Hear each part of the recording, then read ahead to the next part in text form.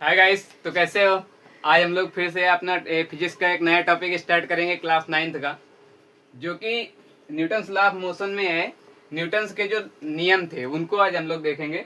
तो पहला नियम क्या था उसके बारे में देख लेते हैं। उसके पहले मैं तुमको फोर्स के बारे में, बैलेंस फोर्स क्या होता है, अनबैलेंस फोर्स क्या होता है, ये सारी चीज़ें मैंने बता दी थी। तो आज हम लोग अपने वीडियो में चलते हैं और आगे देखते हैं कि न्यूटन्स का जो पहला नियम था वो क्या बोलता है। तो न्यूटन्स का पहला नियम क्या था। न्यूटन्स ने बेसिकली 3 नियम दिए थे। न्यूटन ने हर फील्ड में अपना काम किया था, मैथ हो चाहे फिजिक्स हो। तो न्यूटन ने यहाँ भी अपना काम किया और उन्होंने 3 नियम दिए, तो जिन्हें हम लोग क्या बोल देते हैं, न्यूटन्स लॉ ऑफ मोशन बोल देते हैं, न्यूटन के गति के नियम बोल देते हैं। ठीक है, न्यूटन के गति के नियम। तो न्यूटन ने जो गति के नियम दिए थे वो 3 नियम थे। और यहाँ पे कंफ्यूजन होता है कि लोग न्यूटन के नियम को, जैसे मैं अगर कोई किसी से पूछता है कि न्यूटन के क्या नियम थे, तो वो बोलने लगते हैं यस बराबर u t plus half a t square, v बराबर u plus a t, s v square बराबर यू स्क्वायर प्लस 2s। वो न्यूटन के नियम नहीं थे, वो गैलीलियो के गति के समीकरण थे। तो वहां पे कंफ्यूजन हो जाता है, तो उसको अवॉइड कर लेना। तो यहाँ पे न्यूटन के जो नियम थे 3, तो पहला नियम था जड़त्व का नियम, और दूसरा नियम था जो जहां से डिराइव होता है F बराबर m है, और तीसरा नियम था क्रिया प्रतिक्रिया का नियम। तो वही हम लोग देखेंगे आज तीनों नियम। तो एक एक करके देखते हैं। तो न्यूटन का जो पहला नियम था वो था जड़त्व का नियम, जड़त्व का नियम। दूसरा नियम जो था बेसिकली F बराबर ma का डेरिवेशन था, जिसको उन्होंने बोला था कि संवेग परिवर्तन की दर, संवेग परिवर्तन की दर आरोपित बल के बराबर होती है, आरोपित बल के बराबर होती है।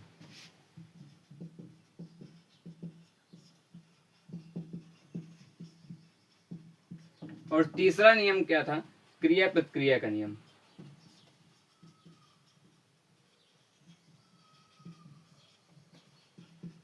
अगर मैं इसको डिफाइन करूं तो यहां से मैं डिफाइन करूंगा कि जो जड़त्व का नियम था उसको बोलते हैं इनर्शिया लॉ। इनर्शिया मीन्स होता है जड़त्व। और जो दूसरा नियम था उसको बोल देते हैं change of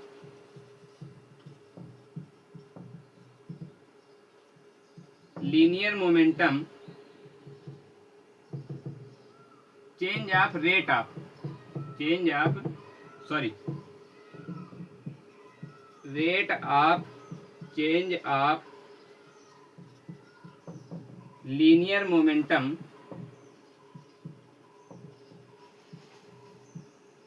is proportional to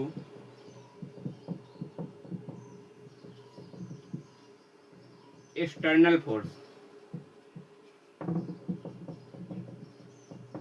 ठीक है। और तीसरा नियम क्या था, तीसरा नियम जो था क्रिया प्रतिक्रिया का नाम, उसको बोल देते हैं action reaction law, action reaction law, law of action reaction.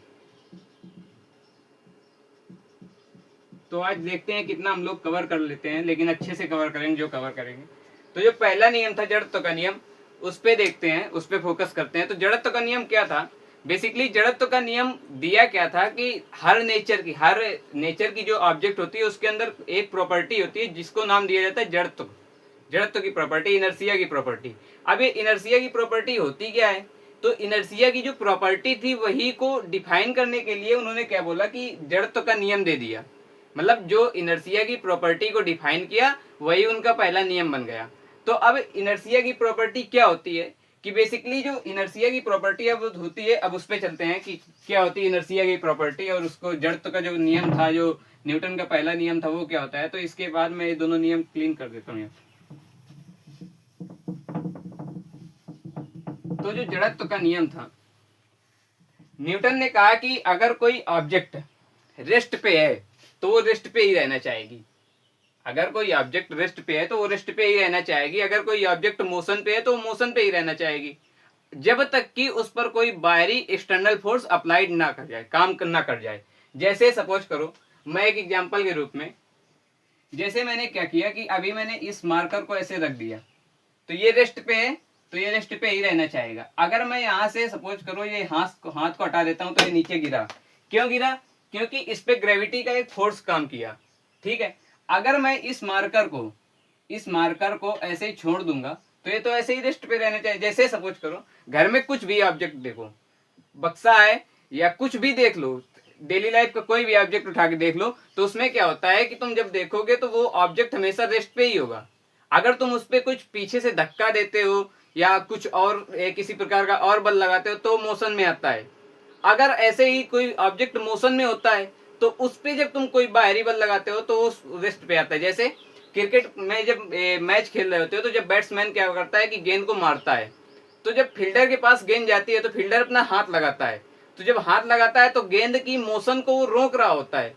तो गेंद तो मोशन में थी और वो मोशन में रहना चाहती है, लेकिन जब फील्डर हाथ लगाता है तो वो उस पर एक एक्सटर्नल फोर्स देता है। एक्सटर्नल फोर्स किस फॉर्म में देगा? नॉर्मल फोर्स के फॉर्म देगा। मैंने पहले लेक्चर में बताया था कि दो तरीके के और फोर्स होते हैं, नॉर्मल फोर्स और टेंशन फोर्स। तो बेसिकली गेंद को उसने अपने हाथों से पाम से टच किया, तो वहां पे जब टच हुआ तो वहां पे क्या हुआ? नॉर्मल फोर्स आया, कांटेक्ट हुआ, दो चीजों के बीच में कांटेक्ट हुआ। कांटेक्ट किसके किसके बीच में होता है? बॉल के बीच में हुआ और फील्डर के पाम के बीच में हुआ। तो जब जैसे जैसे कांटेक्ट हुआ तो वहां पे क्या हुआ? नॉर्मल फोर्स लगा। नॉर्मल फोर्स के लगने की वजह से, मतलब नॉर्मल फोर्स क्या हुआ? एक्सटर्नल फोर्स की तरीके काम किया, और एक्सटर्नल फोर्स की तरीके काम करने की वजह से वहां पे गेंद क्या हो गई? रुक गई। तो मोशन में थी लेकिन रेस्ट में आ गई। इसी तरीके अगर गेंद रेस्ट पे होती है और कोई एक प्लेयर जाता है बैट से उस गेंद को हिट कर देता है, तो बेसिकली जो बैट से हिट किया तो वहां पे मसल्स पावर जो होती है वो क्या होती है? बैट के थ्रू जाती है और गेंद को हिट करती है। तो वहां पे जो एक्सटर्नल फोर्स लगा वो क्या लगा? मसल्स पावर के द्वारा लगा। तो गेंद क्या हुई? मोशन में आ गई। पहले किस में थी? रेस्ट में थी। ये सारी चीजें क्या होती हैं कि इनर्शिया के ही एग्जांपल में आ जाती हैं कि अगर कोई ऑब्जेक्ट रेस्ट पे है तो वो रेस्ट पे ही रहना चाहेगी, अगर कोई ऑब्जेक्ट मोशन पे है तो वो मोशन पे ही रहना चाहेगी, जब तक कि उस पर कोई बाहरी बल ना लगाया जाए। तो इसी चीज को हम नोट कर देते हैं यहाँ पे। जड़त्व का नियम क्या होता है कि अगर कोई ऑब्जेक्ट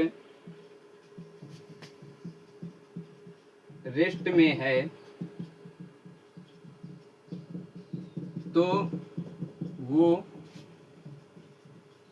रेस्ट में ही रहना चाहेगी, और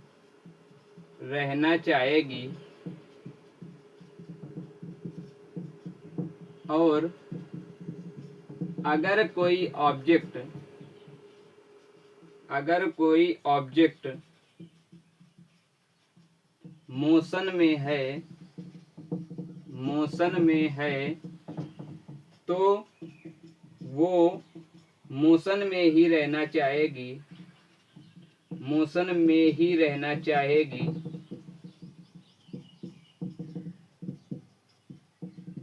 मोशन में ही रहना चाहेगी जब तक कि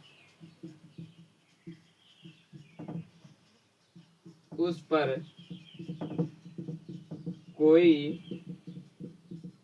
एक्सटर्नल फोर्स काम ना करे, एक्सटर्नल फोर्स काम ना करे, काम ना करे। ठीक है। अगर कोई ऑब्जेक्ट रेस्ट में है तो वो रेस्ट में ही रहना चाहेगी, और अगर कोई ऑब्जेक्ट मोशन में है तो मोशन में ही रहना चाहेगी जब तक कि उस पर कोई एक्सटर्नल फोर्स काम ना करे। तो ये होता है जड़त्व का पहला नियम। बेसिकली जड़त्व के पहले नियम को अगर तुम मैथमेटिकल इंटरप्रिटेशन करना चाहो तो वहां पे नहीं कर पाओगे, यहाँ पे 9th लेवल में तुम नहीं कर पाओगे। यहाँ पे जो इनर्शिया का लॉ है इसको मैथमेटिकल इंटरप्रिटेशन नहीं कर पाओगे। तो यहाँ से अब हम लोग आगे क्या देखते हैं, आगे इसमें कुछ प्रॉपर्टी होती है। प्रॉपर्टी तो मैंने देख लिया, अब इसके एग्जाम्पल देखेंगे और डेली लाइफ में देखेंगे क्या एग्जाम्पल होते हैं इसके। तो ये चीज हो गई, इसको अब नोट कर लो। अब ध्यान से सुनना, सारी चीजें इसके एग्जाम्पल से ही क्लियर हो जाएंगी। और एक नोट पॉइंट डाल के लिख लो कि नोट पॉइंट में आगे क्या है कि अगर किसी ऑब्जेक्ट का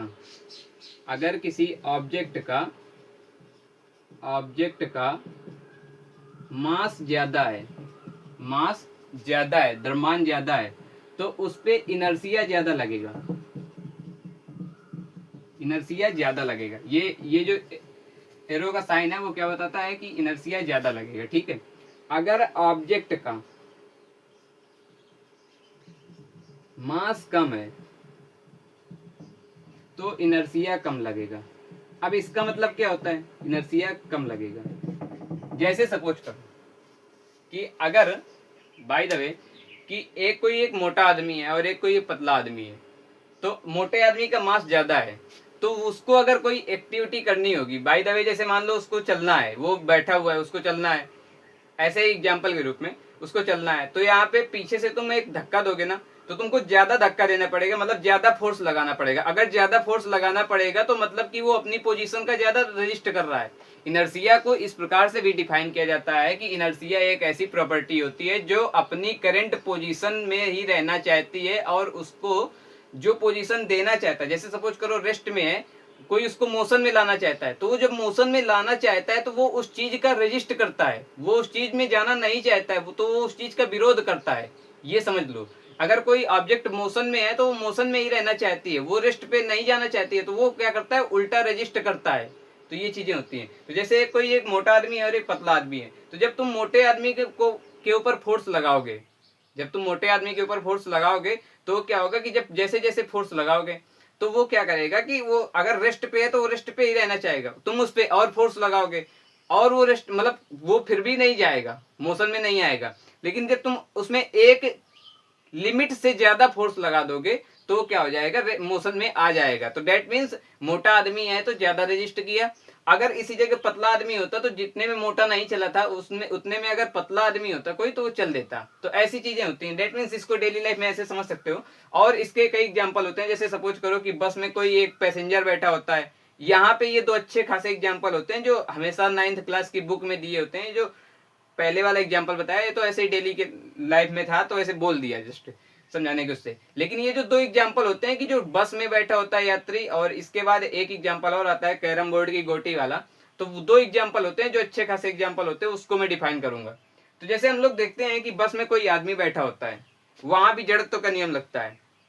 तो जब कोई बस में कोई आदमी बैठा हुआ है, इसको ऐसे समझते हैं, जैसे जैसे कोई बस में, ये मान लो बस है, ठीक है, इस पे ये सीट है, इस पे कोई एक आदमी बैठा हुआ है। अब यहाँ पे जैसे ही एक एग्जांपल बोलते हैं कि बस के अचानक चल देने से यात्री क्या होता है कि आगे की तरफ झुक जाता है, या इसको सिचुएशन के हिसाब से देखते हैं। जैसे बस मान लो इसमें क्या हुई कि बस अचानक ऐसे ही एक यात्री बैठा था, बस रुकी हुई थी, बस अचानक चली, तो बस अचानक चलेगी तो जो यात्री वाला आगे यात्री के, सपोज करो यात्री के दो सिरे होते हैं ना, एक कमर के नीचे वाला एक कमर के ऊपर वाला। तो यहाँ पे क्या हुआ कि जैसे बस जैसे चली तो कमर के नीचे वाला जो पोर्शन है वो तो मोशन में आ गया, लेकिन जो ऊपर वाला पोर्शन था वो तो मोशन में नहीं आया। और लेकिन अगर वो मोशन में नहीं आया है तो आदमी क्या करेगा, आदमी ऐसा तो है नहीं कि ऊपर वाला पोर्शन एक जगह रह जाएगा और नीचे वाला एक जगह रह जाएगा, ऐसा तो होता नहीं है। आदमी तो साथ साथ साथ जाएगा ना। तो जब नीचे वाला पोर्शन जो होता है वो आदमी का मोशन में आ गया और ऊपर वाला पोर्शन मोशन में नहीं आया है, तो उस केस में क्या होता है कि ऊपर वाला भी एक आगे की तरफ धक्का टाइप का लेता है, जिससे क्या होता है कि आदमी आगे की तरफ झुक जाता है। तो जब बस चलती है तो क्या होता है कि आदमी आगे की तरफ झुक जाता है, ठीक है। अब इसी तरीके से क्या होता है कि जब, अब एक होता है जब बस अचानक रुक जाती है तो आदमी पीछे की तरफ आता है, तो वो उस वाले केस को कैसे, जैसे बस मान लो चल रही है, ऐसे चल रही है, यात्री इसमें सब चल रहे हैं, तो यात्री के जो नीचे वाला पोर्शन है वो तो मोशन में है, और ऊपर वाला पोर्शन क्या है कि वो भी मोशन में, लेकिन जब नीचे वाला पोर्शन क्या हुआ, रुक गया।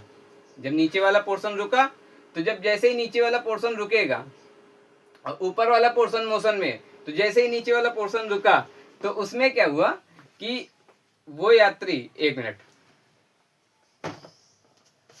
मैं लिख देता हूं इस चीज को,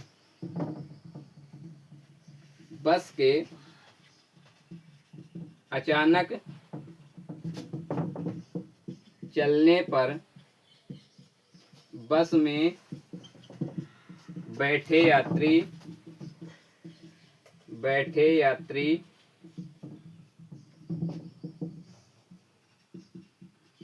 आगे की तरफ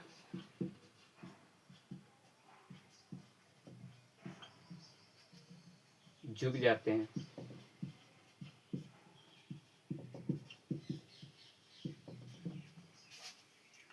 ये एक एग्जांपल होगा, ये सिचुएशन मैंने डिफाइन कर दी। अगला एग्जांपल है कि बस अचानक जब रुक जाती है,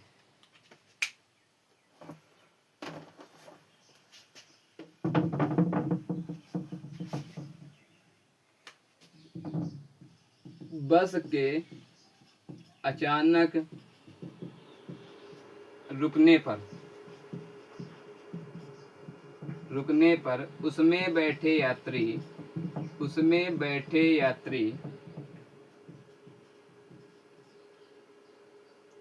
पीछे की तरफ झुक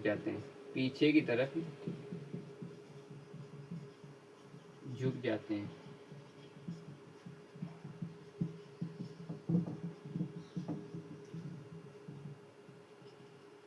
अब देखो इस वाले एग्जांपल को, दूसरे वाले एग्जांपल को देखो। बस के अचानक रुकने पर उसमें बैठे यात्री पीछे की तरफ झुक जाते हैं।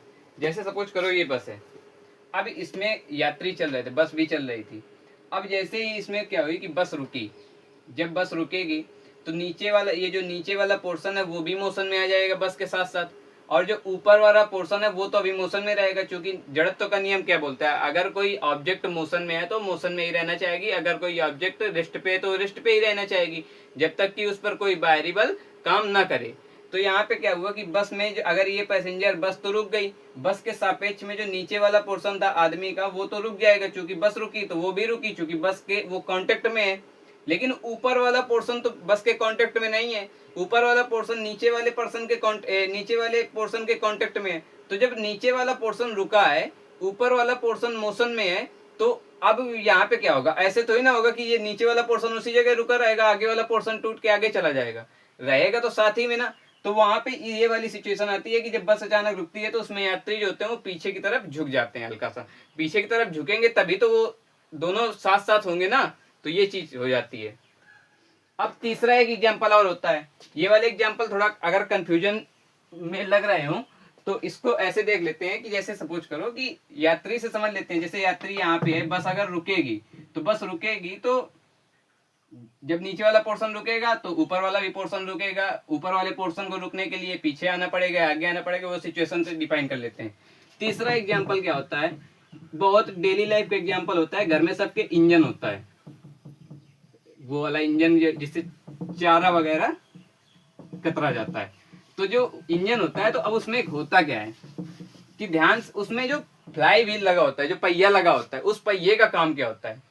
देखो इंजन जो करता है, इंजन पावर तो ऐसे कंटिन्यू नहीं देता रहता है कि नहीं तो पावर कंटिन्यू देता रहेगा, ऐसा कुछ नहीं होता है। मतलब फ्लाई व्हील क्या करता है कि जो पावर कंटिन्यू जब नहीं मिल रही होती, बीच में पावर का कहीं लैक हो जाता है, तो फ्लाई व्हील अपने पास पावर को इकट्ठा कर लेता है और वो फ्लाई व्हील फिर पावर देता रहता है धीरे धीरे, इस वजह से पहिया काम करता रहता है। तो अब तुम सोचो कि वो जो चक्का होता है, फ्लाई व्हील होता है, वो घूमता रहता है, मतलब एक स्थिति के बाद वो घूमता रहा। इंजन को अगर तुमने बंद भी कर दिया फिर भी फ्लाई व्हील घूम रहा है। क्यों घूम रहा है? अच्छा, रीजन क्या होता है? अगर फ्लाई व्हील घूम रहा है तो वहां पे क्या होता है कि इनर्शिया ऑफ रोटेशन काम करता है। इनर्शिया ऑफ रोटेशन मतलब घूमने का जड़त्व काम करता है,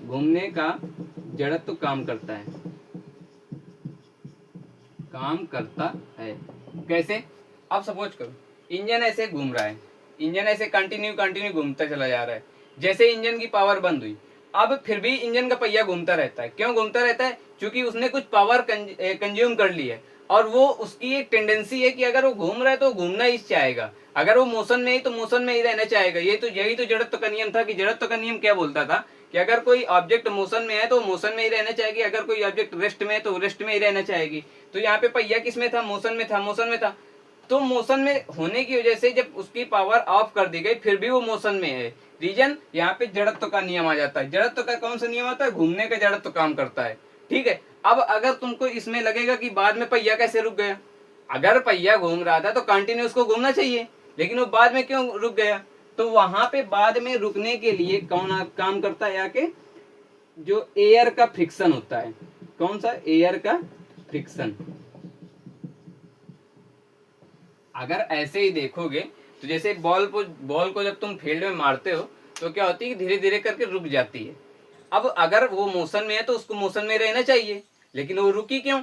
क्योंकि उस पे सरफेस का एक फ्रिक्शन घर्षण बल काम करता है ना। घर्षण बल क्या होता है, अगर कोई ऑब्जेक्ट एक इस डायरेक्शन में जा रही है तो घर्षण बल उसके पीछे वाली डायरेक्शन में काम करता है, ऐसा ही होता है। लेकिन तो वहां पे क्या हुआ कि जब गेंद आगे की तरफ जा रही थी तो घर्षण बल पीछे की तरफ काम करेगा। जब गेंद आगे जा रही है, फोर्स पीछे लग रहा है, वेलोसिटी और फोर्स की डायरेक्शन अपोजिट है, तो वहां पे क्या हो जाता है कि गेंद की गति जो होगी वो धीमी पड़ जाएगी, और जैसे जैसे धीमी पड़ती जाएगी तो वो एक स्थिति में आके रुक जाएगी, और वहां पे एक एयर का भी फ्रिक्शन काम करने लगता है। उसी तरीके फ्लाई व्हील में होता है। फ्लाई व्हील में एयर का जो फ्रिक्शन होता है वो काम करता है, इस वजह से जो इंजन का पहिया होता है वो घूम जाता है, एयर रुक जाता है, सॉरी।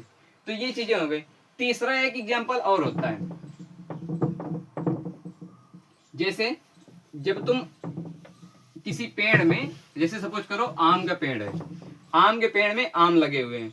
अब तुम क्या करते हो कि आम की टहनी को, ठीक है, नीचे से तुम मारते हो कुछ, या आम की टहनी को सपोज करो हिलाते हो, तो आम की टहनी को हिलाने से आम की टहनी तो मोशन में आ जाती है, लेकिन जो आम लगा होता है उस टहनी में वो क्या होता है कि वो उसी जगह रहना चाहता है, और आम की टहनी मोशन में वो उसी जगह रहना चाहता है। जब वो आम की टहनी मोशन में, सपोज करो आम की टहनी ऐसी थी, वो इस पोजीशन से इस पोजीशन में गई, आम इसी जगह रहना चाहेगा, तो पोजीशन थोड़ी ना चेंज हो जाएंगी, तो वो आम क्या होता है नीचे गिर जाता है। इस वजह से बोल देते हैं वहां भी जड़त्व का नियम काम करता है। तो ऐसे कुछ एग्जाम्पल हैं जड़त्व के नियम के। पहला एग्जाम्पल क्या था कि बस के 2 एग्जाम्पल हो गए, तीसरा एग्जाम्पल क्या हो गया, फ्लाई व्हील का एग्जाम्पल हो गया, और चौथा एग्जाम्पल क्या हो गया, आम की टहनी का एग्जाम्पल हो गया। और जड़त्व की प्रॉपर्टी क्या होती है कि अगर कोई ऑब्जेक्ट रेस्ट में है तो रेस्ट में ही रहना चाहेगी, अगर कोई ऑब्जेक्ट मोशन में है तो मोशन में ही रहना चाहेगी, जब तक कि उस पर कोई बाहरी बल काम ना करे। और इसके बाद एक मैंने और नोट्स में लिखवाई थी चीजें कि अगर वस्तु के अंदर उसका मास ज्यादा है तो जड़त्व का गुण ज्यादा होगा, अगर मास कम है तो जड़त्व का गुण कम होता है। ये बेसिकली ये न्यूटन का पहला नियम था, जड़त्व का नियम जिसे बोल देते हैं, और इसका कोई मैथमेटिकल इंटरप्रिटेशन नहीं होता है, इस वजह से हम लोग केवल इसको प्रॉपर्टी के तरीके देखते हैं।